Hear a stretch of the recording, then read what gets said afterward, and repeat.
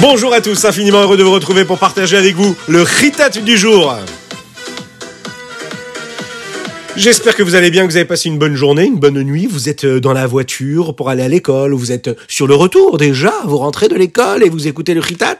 Magnifique, chazak à vous.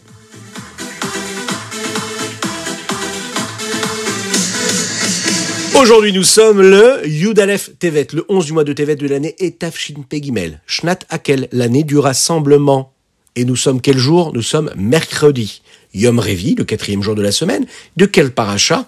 Parashat Vayechi. Ça, c'est une très belle paracha.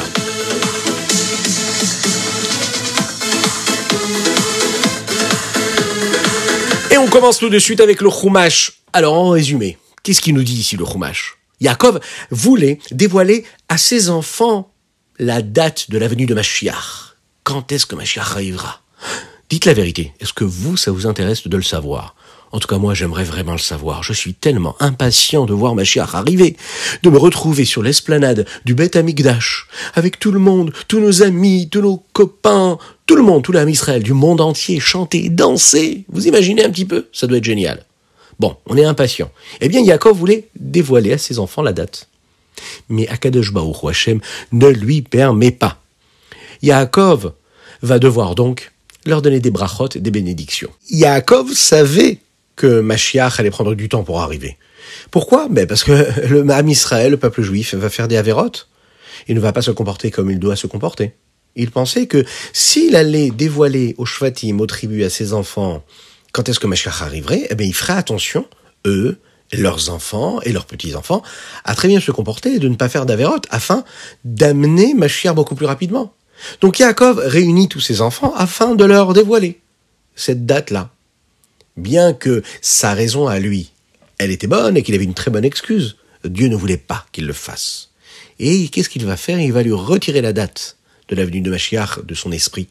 Et à ce moment-là, Yaakov va commencer à quand même parler aux Shvatim et il va leur raconter ce qu'ils vont avoir, de quelle façon ils vont vivre. Il va d'ailleurs détailler qui étaient vraiment ces Shvatim, quelles particularités avait chacun.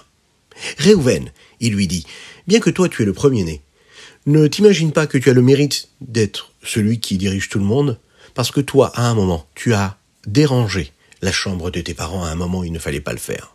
Réhouven, bien sûr, était le premier-né, et le premier-né a toujours une double part par rapport à ses autres frères et sœurs. Il avait donc le mérite d'avoir une double part.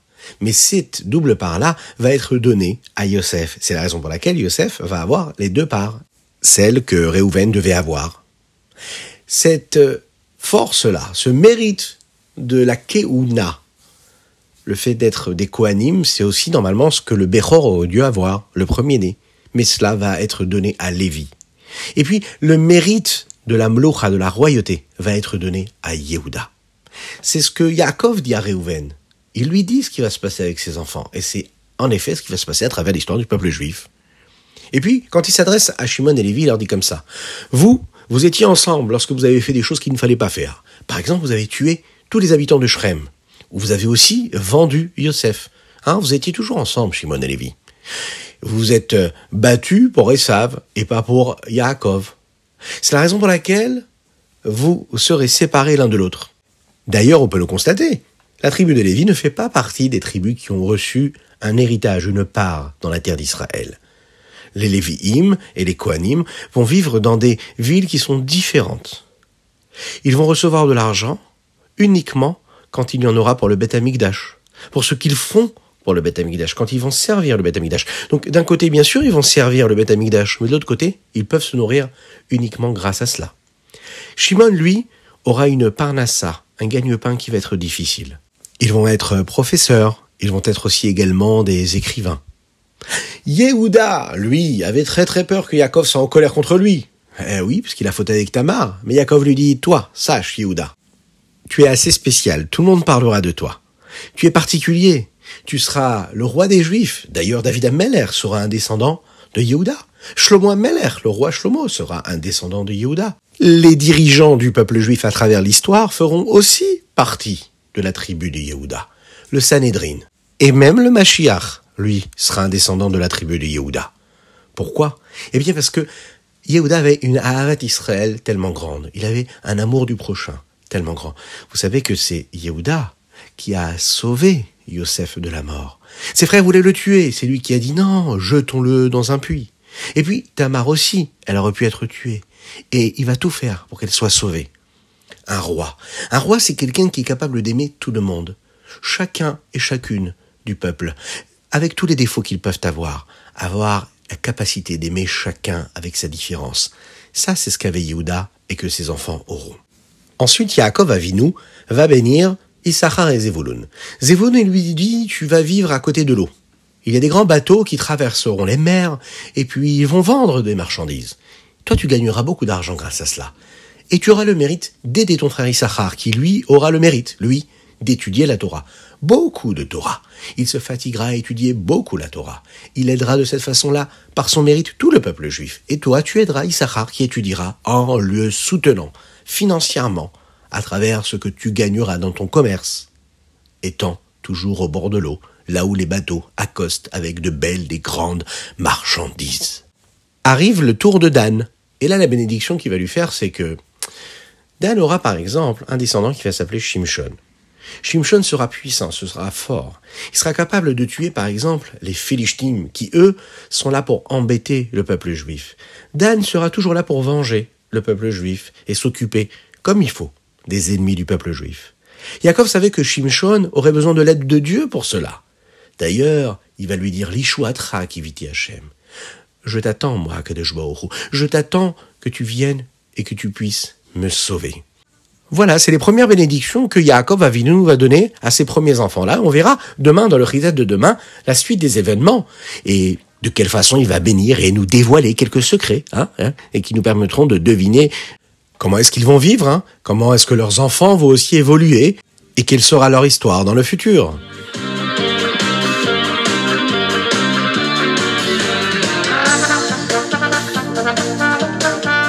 Mais il y a le petit Oufi qui me dit qu'on a oublié quelque chose. Ben oui, on a oublié de mettre la tzedaka. Alors vous êtes peut-être en voiture à la maison, presque en classe, mais vous avez peut-être une petite tzedaka à côté de vous ou pas. Préparez la petite pièce, parce qu'avec une petite pièce, on la met à la tzedaka, et par cela, Mashiach arrivera.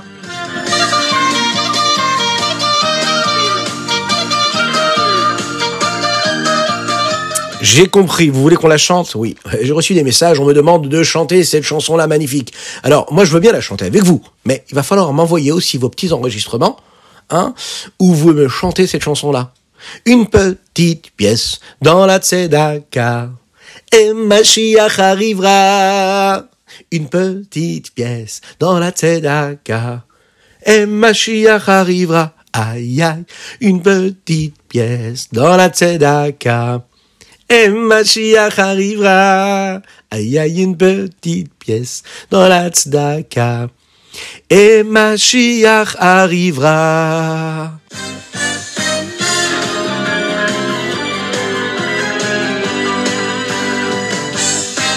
Et nous passons tout de suite au Teilim. Aujourd'hui, nous sommes le 11 du mois de Tevet. Et les Prakim, les chapitres que nous allons lire, c'est du 60 au 65, du Samer au Samer E. Dans le chapitre Samer 60, le premier Pérec des Teilim du jour, il y a un passage qui est très joli. Il dit comme ça, Leman yichaletsun yedidecha, oshia yeminecha va'aneni. On a l'habitude de dire ce verset-là à la fin du Shmoneh Esrei de la Hamida. Il y a aussi des versets qui sont écrits juste avant ce verset-là. Il parle de quoi? Le Teilim nous rappelle qu'Akadosh Baruch Hu envoie parfois à l'homme des moments difficiles, des épreuves, des soucis. Ce sont des challenges. Ce sont des moments de vie qui lui permettent de se grandir, d'évoluer. Et à travers ces épreuves et ces difficultés, eh bien, il va montrer qu'il croit en Dieu, qu'il a toujours la foi en Dieu. Eh bien, dans ce verset-là, on nous dit que Hachem, véritablement, il le fait pour nous sauver quelque part. Il nous envoie sa main droite. La main droite, c'est ce qui symbolise et qui représente la vertu de la bonté, du chesed, et de cette façon-là, il nous donne la Yeshua. Il nous libère par cela. Bien que parfois, ce soit des moments très difficiles à vivre, eh bien, plus c'est difficile, plus on doit se rappeler que c'est Hachem qui veut nous les envoyer, pour nous donner encore plus, et toujours encore des brachot.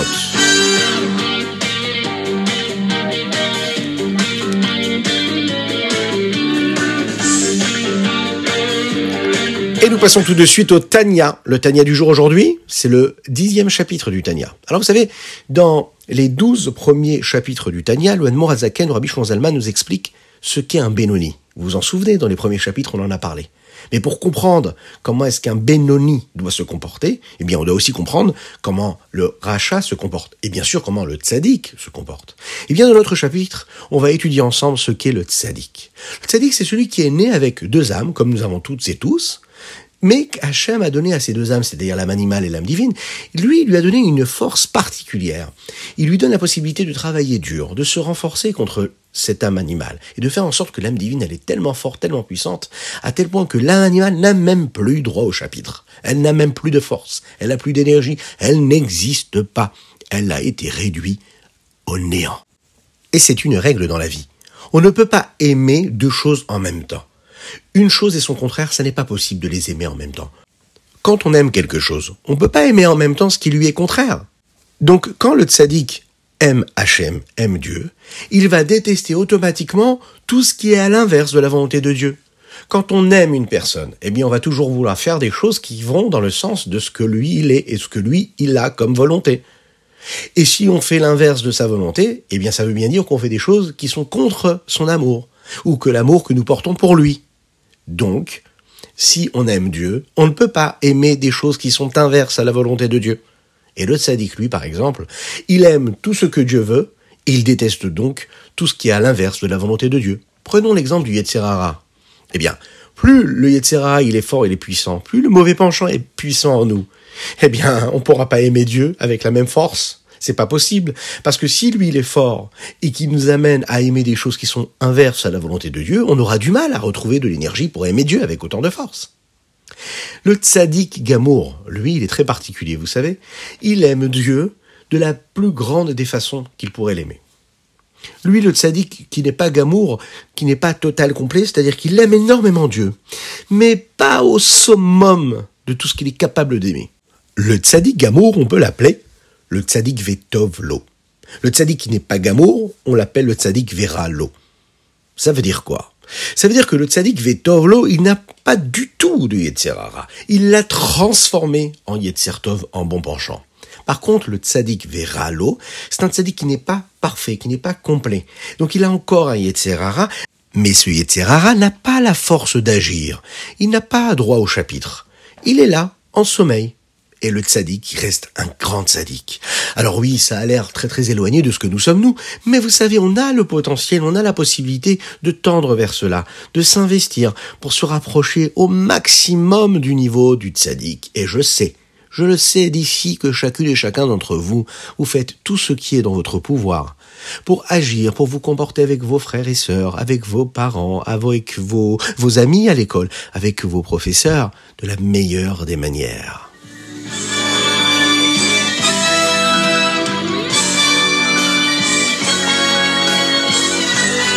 Et nous passons tout de suite au Hayom Yom. Aujourd'hui, nous sommes le 11 du mois de Tevet. Est-ce qu'il vous est déjà arrivé de marcher sur la route quand l'autobus passe à côté? Il y a parfois de la vapeur qui sort de cet autobus, une fumée blanchâtre. Parfois, cette fumée, elle ne nous laisse même pas respirer comme il faut. Parfois, ça nous fait tousser. Parce que toute cette fumée-là qui sort de l'autobus, c'est de l'air qui est toxique. C'est très très mauvais pour la planète d'ailleurs. Et en général, vous savez qu'aujourd'hui, si un policier passe derrière, il voit ça, il risque de mettre une amende. Parce que de cette façon-là, l'air est intoxiqué. Et c'est pas bon du tout pour notre santé. Vous le savez, il faut faire attention à la planète. Bon. Il faut savoir que chacune et chacun d'entre nous, nous avons besoin de l'air. L'air, l'oxygène, pour pouvoir vivre. Et pour que l'air soit bon, et que nous soyons en bonne santé, il faut que cet air-là soit le plus propre possible. Parfois, quand l'air n'est pas assez propre, il peut entraîner de très mauvaises maladies chez les gens. Lorsque l'air n'est pas assez propre, quelque part, vous savez ce qu'on fait? Eh bien, on met par exemple un filtre qui va filtrer l'air et qui va permettre à l'air d'être oxygéné comme il faut.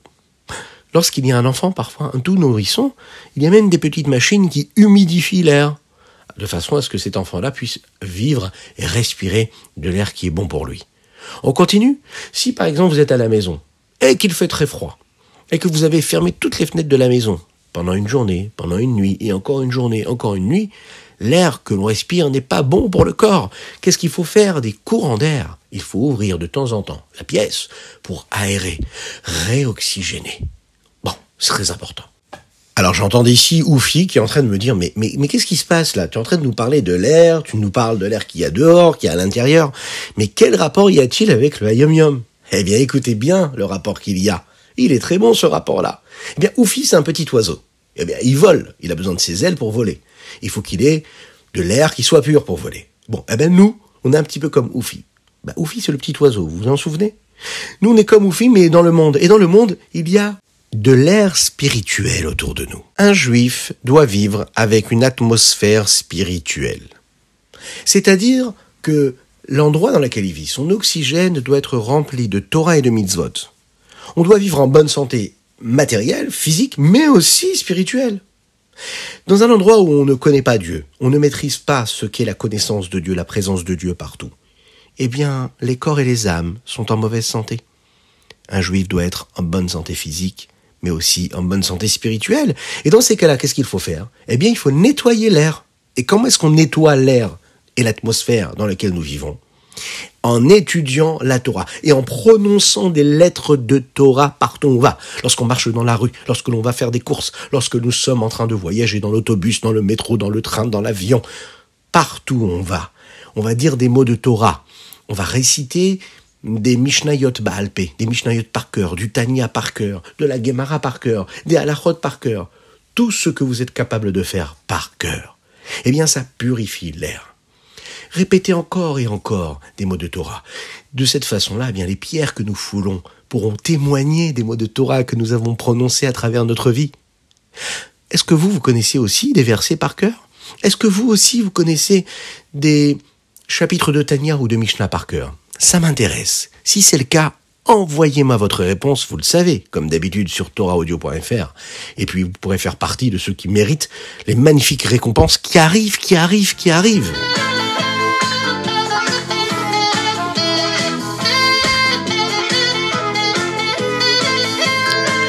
Et voilà, c'était le Ritatu du jour. J'espère que vous avez passé un bon moment. En tout cas, pour nous, c'était un plaisir et une joie énorme. Que Dieu vous bénisse et qu'il vous protège. Je vous rappelle que vous pouvez envoyer vos dédicaces sur torahaudio.fr.